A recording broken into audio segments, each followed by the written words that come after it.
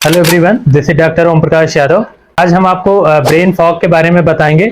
Brain fog एक casual term है जिसमें कॉग्निटिव डिफिकल्टी होती है, मतलब सोचने समझने में दिक्कत हो रही है आपको। तो ब्रेन फॉग का मतलब होता है कि आपको ब्रेन में फॉग बन चुका है। तो आपको क्या होता है, कुछ दिन से लग रहा है कि आपको कंसंट्रेट नहीं कर पा रहे किसी चीज पे, या आप फोकस करने में दिक्कत हो रही हो, या आप बहुत सुस्त हो गए हो, या आपको कम्युनिकेशन में दिक्कत हो रही हो, या सोचने समझने की आपकी पावर जो है वो कम हो गई है, या आपको समझने में दिक्कत हो रही है जबकि आपके आसपास कुछ बदला नहीं है, आपके बिहेवियर में कोई परिवर्तन हो गया है। तो ये सब रीजन हो सकते हैं ब्रेन फॉग के। ब्रेन में फॉग हो सकता है तो इसका एक मोस्ट इंपॉर्टेंट रीजन है कि विटामिन डिफिशिएंसी हो सकती है आपके अंदर।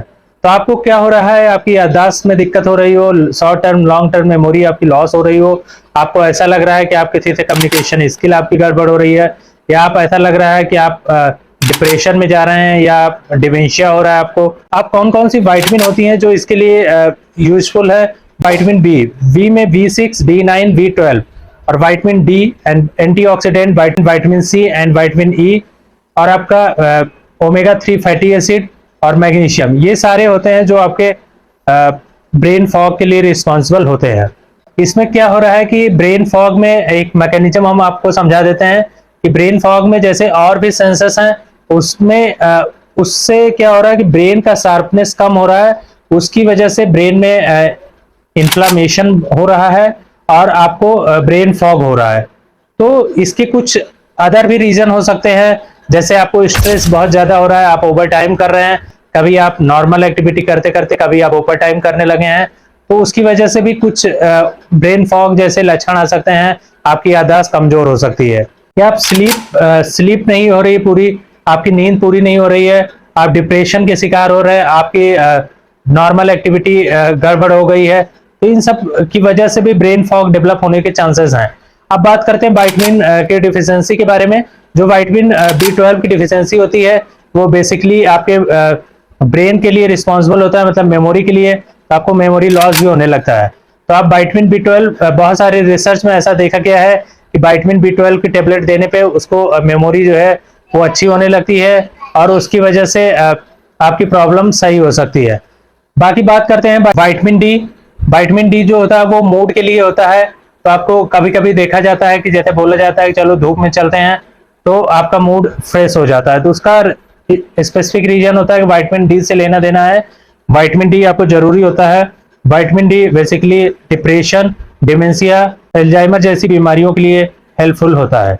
तो विटामिन डी की डिफिशियंसी से ये सारी प्रॉब्लम हो सकती हैं, ये भी ब्रेन फॉग के लिए रिस्पॉन्सिबल है। बात करते हैं ओमेगा 3 फैटी एसिड की। ओमेगा 3 फैटी एसिड जो होता है किस में मिलता है? सोयाबीन ऑयल में, फ्लेक्स सीड में हो सकता है, सोयाबीन ऑयल में हो सकता है। इन सब में ओमेगा 3 फैटी एसिड होता है। ये बेसिकली रिस्पॉन्सिबल होता है मेमोरी के लिए और ब्रेन की पावर के लिए। तो ब्रेन में फॉग के लिए रिस्पॉन्सिबल ये सारे फैक्टर होते हैं। मैग्नीशियम होता है। मैग्नीशियम बेसिकली आपका लर्निंग एबिलिटी को बढ़ाता है और मेमोरी को बढ़ाता है। तो ये किस में होता है? लीफी ग्रेन्स में होता है मैग्नीशियम। नट सीड में, होल ग्रेन में मैग्नीशियम होता है। तो ये सारी जो रिस्पॉन्सिबिलिटी है ब्रेन फॉग के लिए वो सारे विटामिन और ये होते हैं। लास्ट पॉइंट है आपका एंटीऑक्सीडेंट। मतलब विटामिन सी और विटामिन ई जो होता है वो एंटीऑक्सीडेंट होते हैं, वो ब्रेन फॉग के लिए रिस्पॉन्सिबल होते हैं। एंटीऑक्सीडेंट करते क्या है? ये फ्री रेडिकल को डैमेज करते हैं, जिसकी वजह से सेलुलर डैमेज होता है और वो ब्रेन फॉग बनाता है। तो जो ग्रीन टी में पॉलीफिनॉल पाया जाता है वो बेसिकली अटेंशन के लिए रिस्पॉन्सिबल होता है। अटेंशन यदि आपको लेना है तो आप पॉलीफिनॉल ले सकते हैं, जो ग्रीन टी में पाया जाता है।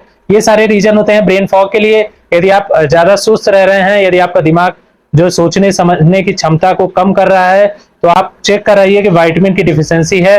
तो आप उनकी टेबलेट ले सकते हैं, आप अपने फिजिशियन से संपर्क कर सकते हैं।